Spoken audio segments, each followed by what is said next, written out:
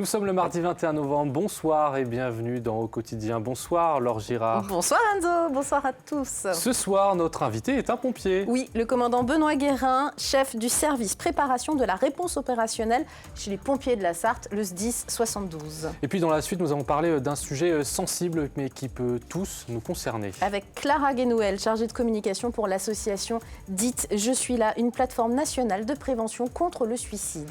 Vos questions sont les bienvenues par message WhatsApp au 0670 672 792. Tout de suite, c'est l'actu.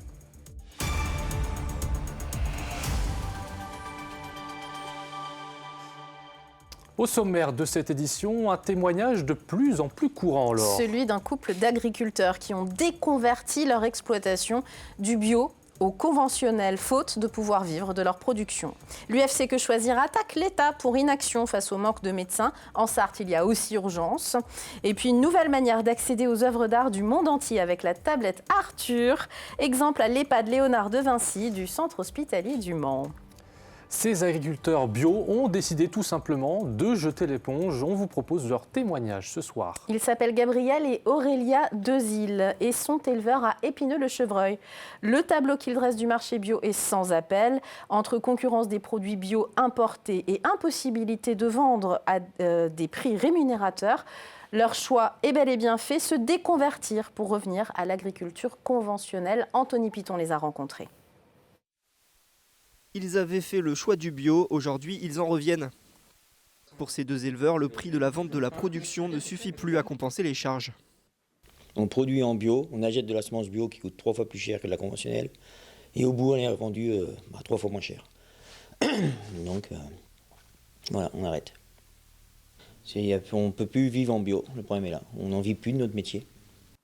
Concrètement, lors des 2 dernières années, les agriculteurs ont dû vendre une grande partie de leur production certifiée bio au prix du conventionnel. La faute à un recul de la part du bio dans la consommation des ménages. Après 7 années d'agriculture biologique, ils ont donc choisi de se tourner vers l'agriculture intensive. Le bio fonctionnait bien, voilà quoi, faut le dire. Mais maintenant, on trouve la différence, quoi. Pour l'instant, il y a la production d'œufs bio des fermiers de Louis qui nous sauve. Heureusement, on est soutenu par la filière. Mais après, au niveau des prix de viande vache allaitante, on est arrivé au même prix que le conventionnel ou le bio, quoi. Il n'y a plus d'écart. Voilà, on repart sur des produits phyto. Donc c'est pour ça que ça nous... moi, ça me gêne beaucoup. Parce que c'était pas du tout mon éthique, donc voilà. Mais par choix, on est obligé aussi de vivre aussi, quoi. Pour les deux éleveurs, la crise du bio est aussi la faute aux importations. Parce qu'en fait, on voit bien le bio étranger et le bio français, il y a un écart de prix. Donc je comprends que les consommateurs aussi voient leur porte-monnaie. Mais si on veut sauver l'agriculture française, il y a un moment, faut faire le geste, quoi. Le processus de déconversion bio prendra encore plusieurs années, le temps que toutes leurs parcelles soient déclassées. Gabriel s'est déjà équipé de produits répulsifs. Et dans ce contexte général, justement, les syndicats agricoles continuent leurs actions ce mercredi soir. La FDSEA et les JA, les jeunes agriculteurs, appellent leurs collègues sartois à se rassembler ce mercredi 22 novembre, place des Jacobins à partir de 20h, pour se diriger ensuite vers la préfecture. Et ils comptent rencontrer le préfet. Ils exigent du gouvernement des mesures d'accompagnement dignes des missions qui leur sont confiées. Je cite leur communiqué. Une action sociale maintenant avec l'ouverture ce mardi de la nouvelle campagne des Restos du Cœur. La 39e campagne d'hiver. Vous pouvez encore candidater au 02 43 82 16 14 pour devenir bénévole, car vous le savez, leurs besoins n'ont jamais été aussi grands. Cette année, 35% de repas supplémentaires ont été servis en plus par rapport à l'année dernière. Les appels aux dons sont également toujours d'actualité. Pour les restos sartois, alors à votre bon cœur. Ma santé n'attend plus. C'est le hashtag créé par l'association de consommateurs UFC Que Choisir, qui organise partout en France des actions symboliques pour alerter le gouvernement à propos du manque de médecins encore. Alors. On le sait, hein, en Sarthe, on en a l'habitude. La fédération attaque donc au niveau national l'État en justice pour inaction ce mardi 21 novembre. devant le Conseil d'État. Une pétition « Accès soins, j'accuse l'État » est en ligne sur le site quechoisir.org. En Sarthe, une action médiatique était organisée ce mardi matin devant la préfecture. Un reportage sur des images d'Enzo Maubert. Dominique vit à Cure. Son médecin était à Tény, mais il est parti en retraite en juin dernier. J'ai des médicaments pour le cœur. Et on m'a prévenu que si je n'ai pas de médecin traitant, je ne pourrais pas avoir de renouvellement. J'ai fait un peu la coquille d'escargot. J'ai téléphoné à tous les cabinets médicaux du Tour et personne n'a voulu me prendre. Comme Dominique, un Français sur 4 n'a pas accès à un médecin généraliste. Cette nouvelle étude de l'UFC Que Choisir met en avant la mauvaise répartition de l'offre de praticiens libéraux sur le territoire national. En réalité, en 2012, on avait déjà alerté. En 2016, on avait encore alerté. En 2019, on avait alerté. Dans la Sarthe, 9 médecins sur 10 ne prennent pas de nouveaux patients, ce qui est grave. Un constat d'inaction qui incite l'UFC Que Choisir à attaquer l'État en justice, ce qu'avait déjà fait l'association de citoyens contre les déserts médicaux, elle-même déboutée par le Conseil d'État en février 2022. Nous nous réjouissons que l'UFC Que Choisir reprenne le sujet et c'est effectivement l'État qui doit la santé, qui est un droit égalitaire et constitutionnel pour tous les Français. Et il n'est pas normal qu'on tire son espérance de vie, entre guillemets, en fonction de son code postal. En Sarthe, l'étude de l'UFC Que Choisir montre sans équivoque l'amplification de ce phénomène d'éloignement des soins, une fracture géographique mais aussi financière, liée entre autres au dépassement d'honoraires. Une action de Que Choisir contre la désertification médicale. Place à notre invité maintenant. Nous recevons ce soir le commandant Benoît Guérin, le chef de service de la préparation de la réponse opérationnelle chez les pompiers de la Sarthe. Merci d'être avec nous sur ce plateau. On va parler prévention des feux d'habitation. Ce mardi, entre 3h et 4h du matin, un incendie se déclare dans une maison commune de Maillé, mobilisant une vingtaine de pompiers. La maison est totalement détruite. Lundi, au Mans, 2 incendies de maisons ont eu lieu. Est-ce un hasard, commandant Guérin, où la période du début d'hiver est propice aux feux d'habitation ? En moyenne, chaque année, les sapeurs-pompiers de la Sarthe combattent 700 feux de bâtiments. La moitié sont dus à des feux de cheminée. Donc c'est le début de l'hiver. C'est ce qui explique la recrudescence d'événements en ce début d'hiver. Et les feux de cheminée, pourquoi il y a autant de feux de cheminée alors sur le territoire ? On amène un feu à l'intérieur d'une habitation. Les conseils que l'on peut donner pour éviter le développement d'un feu de cheminée, déjà réaliser l'installation par un professionnel agréé. Et ensuite, assurer un bon entretien, donc un ramonage à minima 1 fois par an, voire 2 fois par an selon son contrat d'assurance.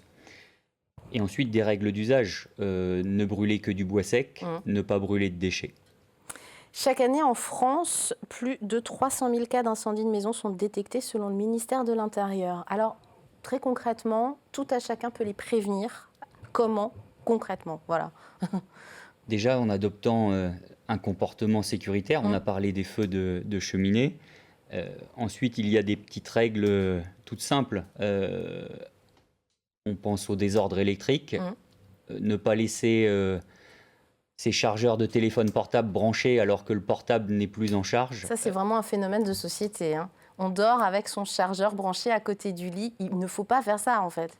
Il faut proscrire ce type de comportement. Ouais. C'est un transformateur qui génère de la chaleur, encore plus lorsque le téléphone portable ou la tablette n'est pas branché, et donc c'est potentiellement une source d'incendie. Autre conseil, et c'est même pas un conseil, c'est une obligation légale aujourd'hui, installer des détecteurs de feu. Expliquez-nous en quelques mots. Alors la loi effectivement remonte puisqu'elle date de mars 2010. On a obligation d'installer à minima un détecteur de fumée dans son appartement ou sa maison. C'est une démarche sécuritaire puisque c'est le détecteur de fumée est le seul moyen la nuit de réveiller les occupants. Il faut savoir que la grande majorité des personnes qui sont blessées graves ou qui malheureusement décèdent lors d'un incendie d'habitation sont intoxiquées par les fumées avant même d'être brûlées. Donc la fumée tue, bien avant le feu. Alors, l'obligation légale, c'est d'en avoir au moins un par bâtiment. Vous conseillez carrément d'en mettre dans toutes les pièces? Dans toutes les pièces où l'on dort, oui. À savoir les chambres, puisque une porte fermée d'une chambre, ça peut résister au feu un quart d'heure, une demi-heure. Ce qui fait que un enfant, un adolescent qui malheureusement a un début d'incendie dans sa chambre peut très bien mourir intoxiqué alors que les occupants sont potentiellement au rez-de-chaussée. Et personne ne s'en rendra compte, en tout cas pas suffisamment vite. On s'en rendra compte trop tard. Et si on est témoin d'un début d'incendie dans sa maison ou dans son appartement, quel est le bon geste à avoir? Premièrement, si on peut fermer la porte du local concerné, et ensuite évacuer la maison et appeler les services de secours 18 ou 112. Et surtout, prévenir, on le rappelle, avec ces détecteurs, il vaut mieux évidemment privilégier les bonnes marques parce qu'on trouve de tout sur le marché. Donc des détecteurs homologués, c'est la règle. Oui, les détecteurs doivent être aux normes françaises et disposer d'un marquage CE. Et prendre des détecteurs, c'est un conseil avec des piles à durée de vie longue. Voilà, c'est plus pratique. Oui, et surveiller, il y a des boutons test, donc il est conseillé d'actionner le bouton test. Nous conseillons une fois par mois pour vérifier le bon fonctionnement du détecteur. Tous ces conseils, vous pouvez les retrouver sur un site qui est rudement bien fait, un site national, pompier.fr tout simplement. Et il y a également d'autres conseils et l'actualité du SDIS 72, le SDIS de la Sarthe, et bien sur sdis72.fr. Merci commandant Guérin d'être venu nous donner ces bons conseils. Merci. Merci. Un sujet maintenant culture, quand l'art s'invite en maison de retraite. Regardez une œuvre de Monet ou admirer un buste romain vieux de 2000 ans sans bouger de son fauteuil. Ça, c'est le rêve d'Enzo Maubert. C'est ce que propose la tablette Arthur, un nouvel outil utilisé à l'EHPAD Léonard de Vinci, le bien nommé, au centre hospitalier du Mans. Le reportage de l'esthète Enzo Maubert. Ça. Là, voilà, vous appuyez et vous écartez vos doigts. Suzanne n'est pas encore habituée au tactile. Mais avec Arthur, pas besoin d'être une pro pour admirer ses collections préférées. Couture, c'est magnifique. Surtout les vêtements. Les vêtements, puis des ventailles. Avec cette tablette tout juste installée, les résidents de cet EHPAD peuvent visiter pas moins de 50 musées à travers le monde, le tout sans bouger du fauteuil. On va être dans la capacité de proposer des tableaux de grands maîtres. On a des tableaux liés à, par exemple, à Claude Monet, Van Gogh, mais on a également la possibilité de découvrir des expositions un peu plus niches, un peu moins connues, et des œuvres, par exemple, qui vont être liées, par exemple, je pourrais vous citer des choses liées à l'histoire du costume, à des objets d'art. On est capable également de présenter de la photographie documentaire. La tablette est utilisée par session de 30 minutes à 1 heure, un moyen de se divertir et de rompre l'isolement. Ils sont en extase devant quand on peut agrandir l'œuvre, de voir par exemple sur une étoffe, toutes les dentelles, etc. Beaucoup ont été couturières et voilà, elles apprécient tout le travail qui est fait et elles s'interrogent sur le temps qui est passé, en quoi c'est fait, etc. Et peu de chances de se lasser, les collections sont mises à jour tous les 4 mois, presque comme dans un vrai musée. C'est la fin de ce JT, on se retrouve dans quelques instants après la météo et la pub évidemment. À tout de suite.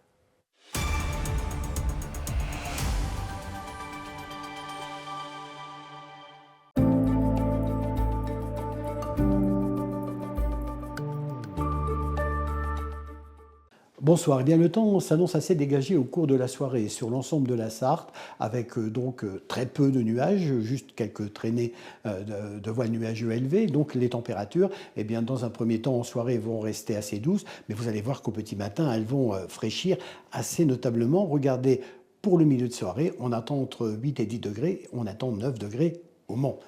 Pour votre mercredi matin, eh bien, on est donc à l'arrière de la perturbation, conditions anticycloniques qui ont apporté ces conditions à un vent de nord qui s'est installé pour au moins 24 à 48 heures.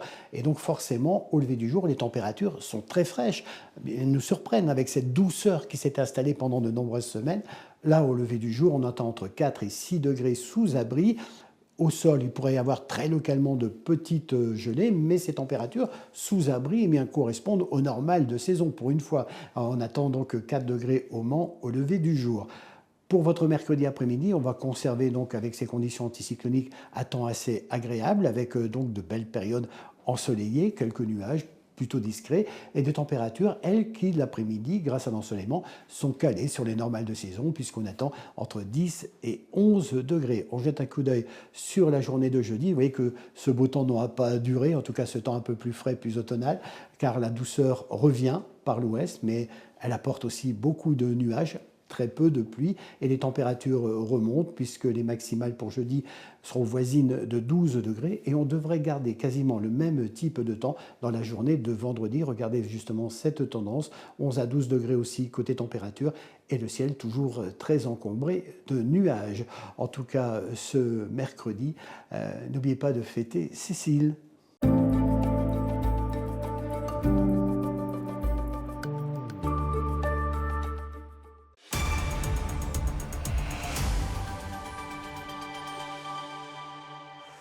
Bienvenue sur LMTV Sarthe si vous nous rejoignez. Le point sur la qualité de l'air tout de suite avec notre partenaire Air Pays de la Loire. Vous avez respiré un air sain ce mardi en Sarthe et en grande majorité dans la région. C'est assez rare pour le souligner pour ce mercredi.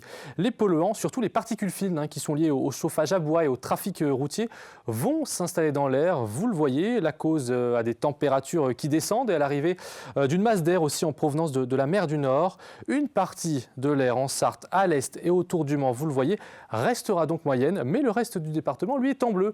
Et donc, c'est plutôt bon signe, ça veut dire que la qualité de l'air est bonne. Voilà pour ce point aujourd'hui. Oui, on s'en réjouit pour une fois. Merci Clara Génouel d'être avec nous sur le plateau de Au quotidien La Suite. Vous êtes chargée de communication pour l'association dite Je suis là, une plateforme nationale de prévention contre le suicide, créée en 2020 en Sarthe par un Sartois. À quoi sert concrètement cette association ? Donc l'association dite Je suis là, c'est une association reconnue d'intérêt général au niveau national. Nous, on agit pour la prévention du suicide auprès des proches qui ont un proche en souffrance. Donc on n'est pas une ligne d'écoute, on ne reçoit pas les gens au sein de nos locaux s'ils sont en souffrance. On est réellement là pour accompagner les proches qui ont leurs proches en souffrance, leur donner les signes d'alerte, savoir réagir, savoir être là, comment devenir aidant pour cette personne. Donc voilà, c'est déjà beaucoup de choses. Vous êtes une vraie ressource, et une ressource au niveau national.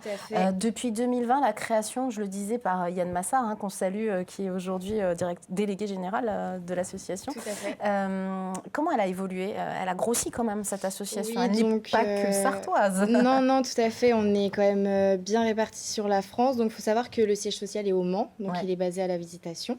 Mais on a des membres et des ambassadeurs répartis dans toute la France. On a également un comité de direction qui regroupe le président, donc Christophe Perroche, qui lui est basé à Nancy. On a également une secrétaire qui est Julia Cosiel, qui elle est sur Toulouse, et un trésorier qui est Thomas Cantalou, qui lui est à Paris. Donc c'est vraiment réparti à la France. Tout à fait. À qui et comment on peut dire je suis là, justement ? Et à votre proche qui est en souffrance, lui montrer que vous êtes là, lui montrer que vous savez comment agir, lui montrer que vous pouvez en parler sereinement, lui montrer que ça vous fait pas peur d'être là pour lui aussi également, et lui montrer les ressources nécessaires qu'il faut adapter pour la personne. Et comment on détecte justement quelqu'un qui va pas bien ? Parce que là, on parle de prévention contre le suicide. C'est pas juste un coup de blues ou des idées noires, comme on peut tous en avoir. Tout à fait. Donc, si vous voulez, nous, on a un site internet qui vous explique tous les signes d'alerte à connaître et que vous pouvez voir chez votre proche. Vous avez différents signes d'alerte et à partir du moment où vous avez pu repérer des signes chez votre proche en souffrance, vous pouvez aller aussi sur notre site internet où vous pouvez voir comment agir, comment être là et comment devenir aidant pour cette personne. Donc voilà. L'idée, c'est de dire qu'on peut tous être aidants, mais il faut quand même s'assurer, quand on veut aider, qu'on est dans des bonnes conditions, qu'on est capable de le faire. Tout à fait. Faut prendre conscience que c'est un sujet qui est quand même assez compliqué et dur à discuter. Donc c'est aussi pour ça que l'association est là, c'est pour déstigmatiser en fait le sujet du suicide et faire de la prévention. Et donc pour devenir aidant, vous pouvez tout simplement mettre en place comment dire simplement, mettre en place des choses pour votre proche en souffrance. Vous pouvez tout simplement lui dire que vous êtes là. C'est être à l'écoute en premier. Donc être à l'écoute. Avoir du temps. Avoir du temps pour la personne, savoir aussi lui en parler. Parce que parler du suicide à une personne qui est en souffrance, ce n'est pas justement la pousser à faire l'acte, au contraire. Ça, il faut vraiment, c'est très important. Parler à quelqu'un qui ne va pas bien, ça peut que lui faire du bien, en fait. Donc ça, il faut vraiment Et se dire le que noter. c'est pas la faute de cette personne, qu'il n'y a pas de notion de culpabilisation. Non, non, pas du tout. Il faut vraiment lui montrer qu'elle a le droit de ressentir ses émotions, elle a le droit de ressentir les sentiments qu'elle a. Ils sont peut-être pas joyeux, mais il faut pas qu'elle culpabilise elle-même. Et il faut lui montrer que son entourage est là et que on est là pour elle. Oui, voilà, qu'on est là pour elle, en fait. Je suis là, et c'est très, très bien nommé. Comment on soutient votre association, tout simplement ? Vous pouvez faire des dons ou alors carrément adhérer à l'association. Sur notre site internet aussi, donc vous pouvez nous verser des dons qui nous permettront du coup derrière de faire des campagnes de communication et de prévention parce qu'on a différents publics cibles dans notre association. Qui sont par exemple Qui sont les jeunes de 15 à 25 ans principalement, les personnes LGBT, les agriculteurs. Donc voilà, c'est vraiment nos trois publics cibles. Et sinon, vous pouvez aussi devenir ambassadeur ou ambassadrice de l'association. Et toutes les informations sont évidemment sur le site, vous le voyez. Oui. Dites. Je suis là.fr. Merci d'être venu nous parler de ce sujet peu médiatisé encore parfois. Mais ô combien important. Exactement. On joue sur LMTV maintenant à gagner, comme chaque soir de la semaine, 2 places pour un match du MSB, le livre Terre de Sarthe en partenariat avec le département. Regardez la question qu'on vous pose ce soir. Aujourd'hui, avec la Sarthe en s'amusant, gagnez un livre Terre de Sarthe et 2 invitations pour un match du MSB en répondant à la question suivante. Des 4 lieux dits suivants, lequel n'est pas dans les Alpes Mancelles ? Le Pierrier du Pâtis ? Le Pont de la Folie ? La Butte Pelée ? Ou le domaine du Gassot ? Envoyez votre réponse par mail à jeu@lmtv.fr. Bonne chance à tous. Et félicitations à notre gagnant de lundi. Lundi, c'est une gagnante et c'est Janine Bruno qui a bien répondu, et félicitations à elle, elle a bien répondu à la question suivante. Il est le père de bébé Cadom. Mais oui, on le sait, le poupon star de la réclame. Comment s'appelait-il ? Arsène Marie Lefeuvre. F-E-U-V-R-E. La question était très compliquée. Bravo Janine, on vous embrasse et vous avez gagné tous ces beaux cadeaux. Un point maintenant sur nos invités de mercredi. On recevra dans l'actu Léonard Prunier. Vous le connaissez pour les rillettes Prunier justement, mais il est aussi bien au titre de la Fédération des entreprises et entrepreneurs de France. Et dans la suite, on recevra 2 étudiants qui viendront, infirmières, qui viendront nous parler d'un projet de stage au Sénégal au mois de janvier. Voilà, et évidemment, si vous avez des questions à leur poser, notamment à Léonard Prunier, qui va parler des entreprises et de leur situation au niveau national, puisqu'il défend leurs intérêts. À l'Assemblée nationale, le WhatsApp 0670 672 792. On le connaît par cœur maintenant. Oui. Tout de suite, on regarde quoi ? On regarde Plus belle ma Sarthe avec Bruno Palmé. J'ai eu un petit doute à l'instant. On part où ? On part à Sillé-le-Guillaume, la très belle ville de Sillé-le-Guillaume. Profitez de cette émission et puis nous, on se dit à mercredi. Bonne soirée.